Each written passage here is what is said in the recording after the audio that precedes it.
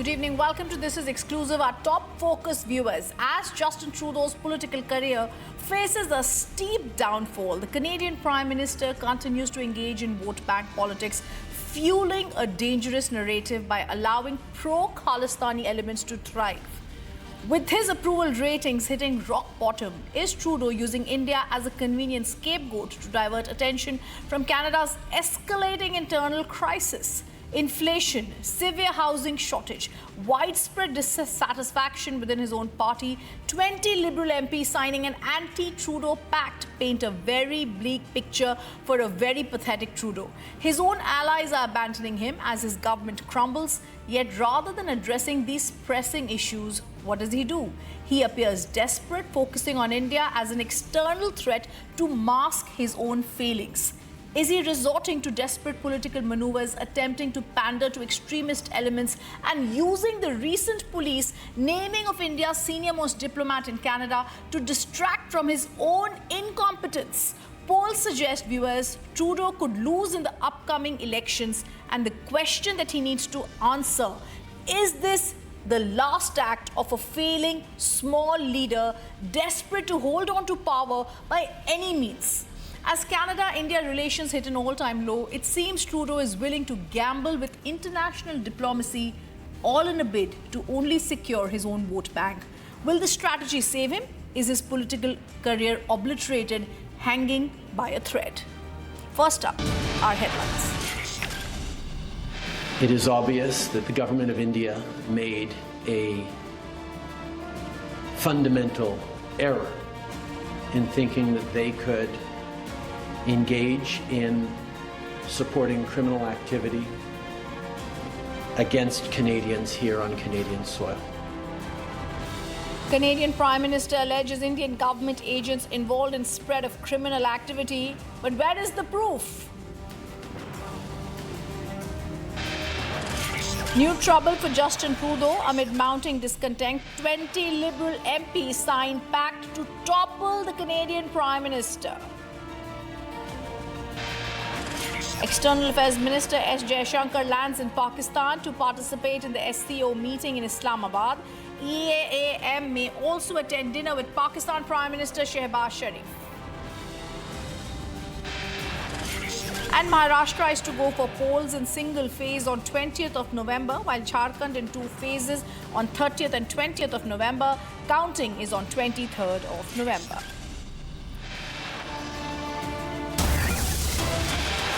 And there's breaking news coming in. An international flight made an emergency landing at Jaipur airport following a bomb threat.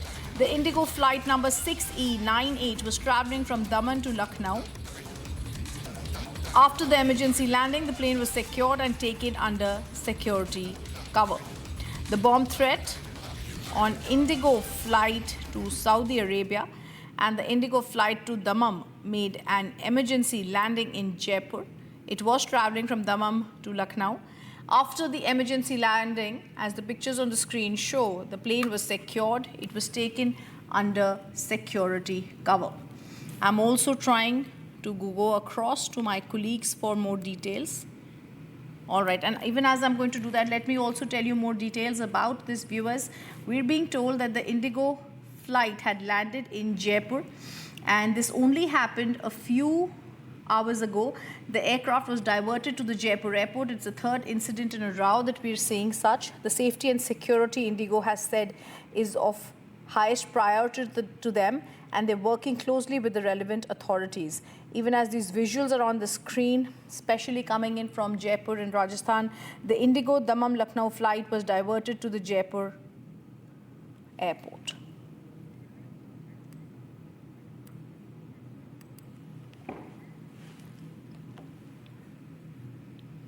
Viewers, the breaking news that's also coming in, an extremely exclusive one. Cornered and desperate Canadian Prime Minister Justin Trudeau is set to appear before an inquiry panel on October 16th, that is tomorrow, regarding allegations of foreign interference in Canada's elections. This comes amidst claims of opaque cash injections from China sources and concerns over Trudeau's government obscuring facts. It's the big breaking news that we've got right now. Abhishek Kapoor, my colleague, will be joining us on the story. A cornered Trudeau. All right, I want to quickly go across to Abhishek. Abhishek, this is a big exclusive breaking that you're giving us here. It seems the foreign interference in Canada's elections, especially as Trudeau has been appointed, the Prime Minister, seems to now be under the scanner.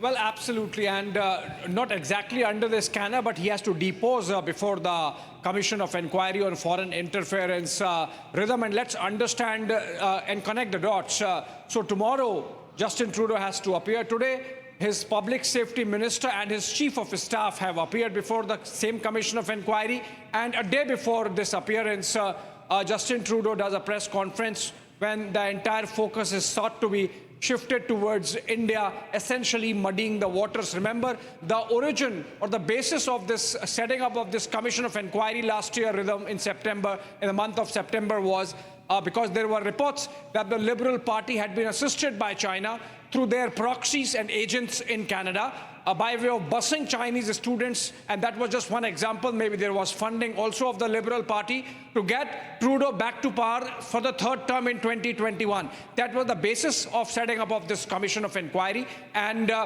in the entire 194 pages first preliminary report of the Commission, which was submitted on May 3rd of this year, there was just one para of 4 lines which said that maybe India might also have been involved. And the same Commission of Inquiry, after that para, observed maybe we don't have enough to substantiate that.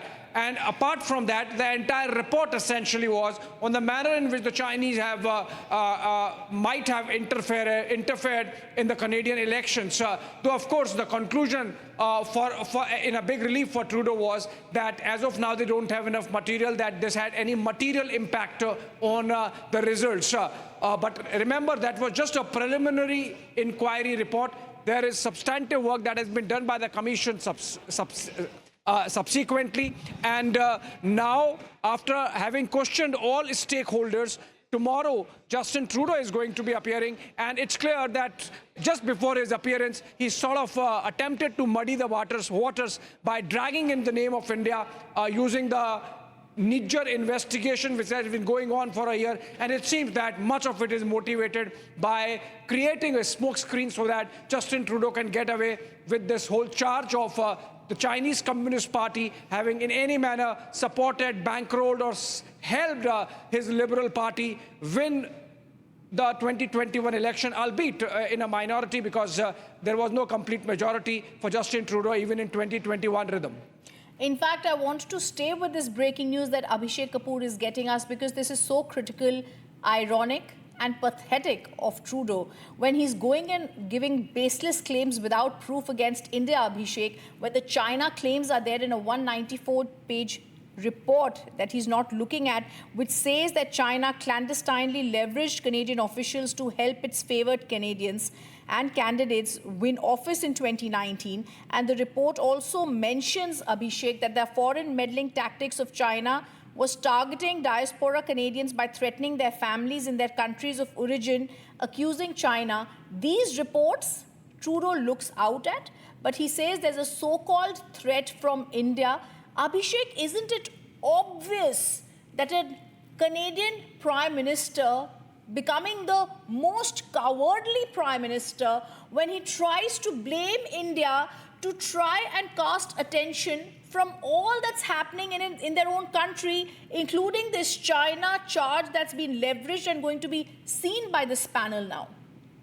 Remember, Rhythm, Justin Trudeau is fighting with his back to the wall for his political relevance in Canadian politics. This is 3 terms he has done, and effectively he's on his way out, going by all the opinion polls. The Conservative Party might be replacing the present ruling Liberal Party, of which Justin Trudeau is the head, and hence the Prime Minister. And he's sort of trying to wriggle out of this situation where he's facing heat from all quarters. The economy is in a mess. Canada seems to be doing really badly on basic provision of governance like housing, like civic issues, and the people. There is a blowback from the common citizens of the country, and Justin Trudeau is feeling the heat of it. And remember, just one example, it's anecdotal, but it gives you an idea of the kind of difficulty that Justin Trudeau might be facing back home, which is that when we try to get people who can support Justin Trudeau on our debates every evening, we really struggle. It's difficult to find one single opinion maker or someone of consequence in entire Canada who can come and support Justin Trudeau for what he's doing on India. So that really gives you an idea of the kind of political wilderness Justin Trudeau is facing, and that's why this act of desperation of dragging in India when actual issue so far as the Foreign Interference Inquiry Commission is concerned is about Chinese meddling in support of Justin Trudeau's Liberal Party. So I think just a day before his appearance and just 2 days before his appearance and a day before his chief of his staff was to appear or is appearing tonight before the same inquiry committee, Justin Trudeau has really taken it upon himself to muddy the waters, and that's why we are seeing the kind of events that have happened over the last 24 hours, really staking India-Canada relationship for his personal political relevance in Canadian politics. Oh, yes, absolutely. It's not even something that's not visible, Abhishek. The price rise, the housing crisis, and those 20 MPs in his own party trying to obliterate him clearly seems to be something on his mind. I want you to stay with us, as the breaking news that we're going to break down, viewers, is how Trudeau also had the Canadian Police Assistant Commissioner make a statement that makes certain things crystal clear. As Trudeau continues fakery for his vote bank politics, she admitted that what has to be seen is that there is the presence of pro-Khalistani elements which India is against in Canada. Listen in to an admission which could be a slip of tongue from the Canadian Police Assistant Commissioner, who spoke just before Trudeau reiterated what she said, an admission that India is against Khalistanis. To be more specific, is the main target of transnational repression or foreign interference and organized crime, including what we just heard, extortions, actually the Sikh Canadian community? So yes, I mean, it is targeting the South Asian community, but what we've seen is there's specific targeting of pro-Khalistan elements in Canada. Abhishek, she just admits there that yes, India is against pro-Khalistanis. This is something India's been saying. I think a very desperate Trudeau, like you've been telling us, and now that's so aware with all the domestic crisis, is trying to ensure that the external crisis possibly that he'll manufacture with India will save the day for him. It's a sinking ship, Abhishek, but give us more details, because this acceptance now comes from the police that India is, of course, after pro-Khalistanis. Well, Rhythm, if it was a slip of tongue, it was a Freudian slip, because that's the real truth, because if there is anything between India and Canada, it's about Canada harboring terrorist elements insofar as India is concerned, Canada giving safe haven to elements who are against India's territorial integrity and sovereignty. They want to compromise it and they want to break India, and these are the Khalistanis. And that's exactly what that police officer said, that no, India is not after all the Sikhs in Canada. India is not after all the South Asian community members or the diaspora in Canada. They are specifically after the pro-Khalistan elements, if at all. But then that admission itself is a first, Rhythm, because for the last year and a half, since the Hardeep Singh Nijjar murder and in a gang war and subsequent coming out of Justin Trudeau and making those baseless charges against India, we have seen Canada maintain from Trudeau downwards everyone that it is about the public safety of Canadian citizens and nothing else and no less. And now this Freudian slip and hence an admission that it's about pro-Khalistan element, because Canada effectively has egg on its face, because the world is watching the manner in which they have allowed those parades to happen, where India's Prime Minister has been targeted and threatened, where India's High Commission staff, top diplomats have been targeted and threatened, and every day there has been an element of threat, prompting even the Canadian authorities to upgrade Indian mission staff security, including the ambassador, who's now for them a persona non grata and is coming back to India after India recalled Ambassador Sanjay Verma. So I think it's clear that the Canadians are in a hot soup. At least the Trudeau government seems to be so. And they are taking the subterfuge of the Indian role in the alleged Indian role in Yes. the Khalistani elements in Canada to That's right. take away Abhishek, attention for from the just a foreign second, affairs. I'm going foreign to interference interrupt you, from- my friend, because we're now joined by senior advocate in the Supreme Court, but also someone who's a Rajya Sabha MP, someone who speaks very closely on geopolitical issues, Mr. Mahesh Jethmalani. Mr. Jethmalani, we saw your tweet yesterday. We've also seen how a pathetic attempt is being made by Justin Trudeau to try and solve and obliterate and obviate what's happening in the country of Canada, the housing issues, the price rise, the 20 MPs who are after him, to try and manufacture an external threat from India. Where does this leave this pathetic man? Well, I mean, it leaves him in a very poor position because he's now facing a revolt from within his own party, and that's the reason why. On Sunday, the Canadian press reported that a whole lot of Liberal Party MPs were actually planning a revolt. Perhaps there's going to be a third. The leader of the opposition, the Conservative Party, has said there will be a third no confidence motion. So on Monday, this comes out. So the timing is extremely telling. Whether there's this revolt on Sunday and Monday this happens. So, apart from Mr. Trudeau's own, leanings, there's also the internal problem which he's facing, which is the cause of what transpired yesterday. I also want to ask you, Mr. Jethmalani, the details that you've given us and what you've stated in your own tweet when it comes to Niger's memory and how a 1-minute silence was given by Trudeau, and you actually contrast this with the Kanishka aircraft terrorist bombing. Yes. I mean, according to me, that contrast shows how misplaced his sympathies are and where his misplaced sympathies lie. I mean, he's revering by a 1-minute silence in Parliament a terrorist, at least a terrorist acknowledged by one country, that the red corner notice with Interpol, etc. There was, right? The man is guilty of is wanted in a number of terrorist cases in India. In spite of that, when you should be looking to assuage the Indian government because of the terror this man has perpetrated, at least prima facie, and also for the fact that he is a menace. You are now actually revering him by this 1-minute silence. On the other hand, when the Indian High Commissioner has organized an event for mourning the 39th anniversary, on the 39th anniversary of the Kanish crash, meetings were organized in Ottawa and in Toronto for paying respect, for recording the respects and a memorial for the victims of Kanish, which included 89 children, by the way. Shocking. And that's Trudeau's, sense of morality.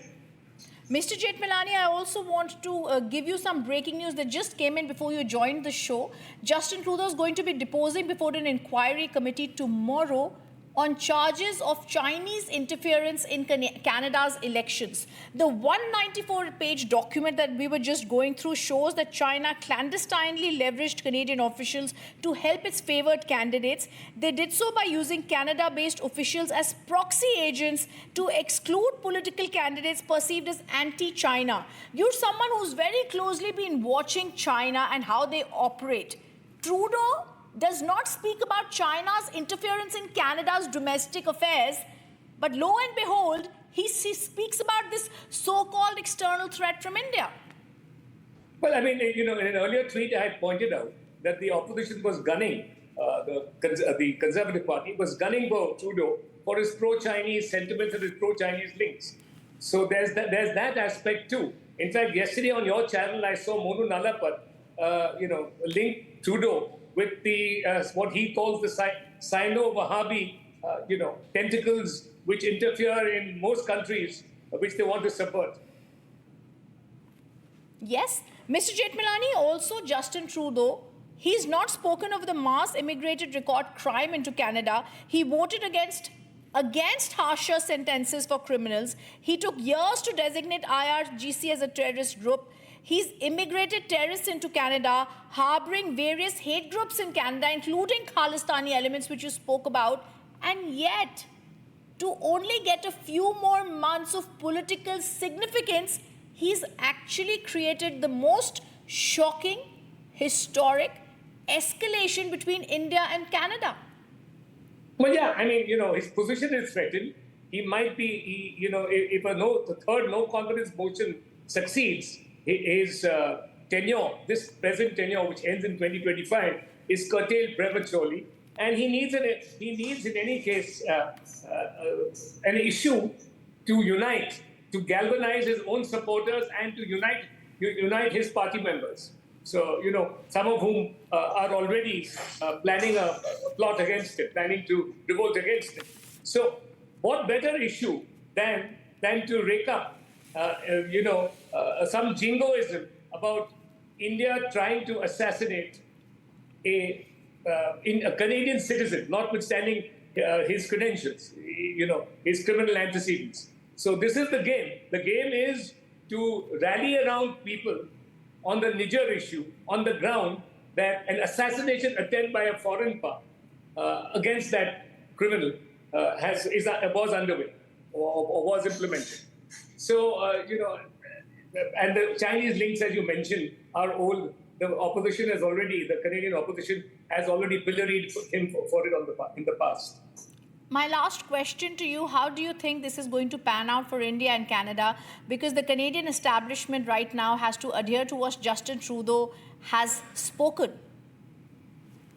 Well, I think that in this, this antipathy towards India and possibly to save his own position, Justin Trudeau has almost irretrievably spoiled relations with India. You see, the biggest aspect here is, forget Niger and his antecedents. That's one aspect. I mean, you're putting a democratic state, right, who's investigated Niger's antecedents, and you are elevating and lauding Niger himself on the one hand, but equally you have put at risk individuals who are in the highest echelons of India's diplomatic mission. I mean, there's almost these Khalistanis in Canada, and they are fringe elements. Indian Sikhs do not support them. They are fringe elements who have nothing better to do. And these fringe elements are now raking up hatred against India's diplomats, including now the High Commissioner. And the level of hate you can see in the posters. They are openly calling for his head, these Khalistani elements.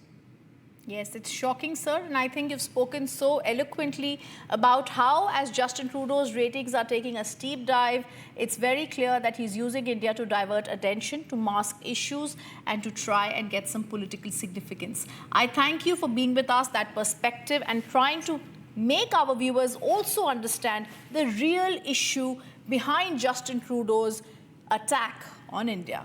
Viewers, on This Is Exclusive, a lot has been uncovered. Join us next week.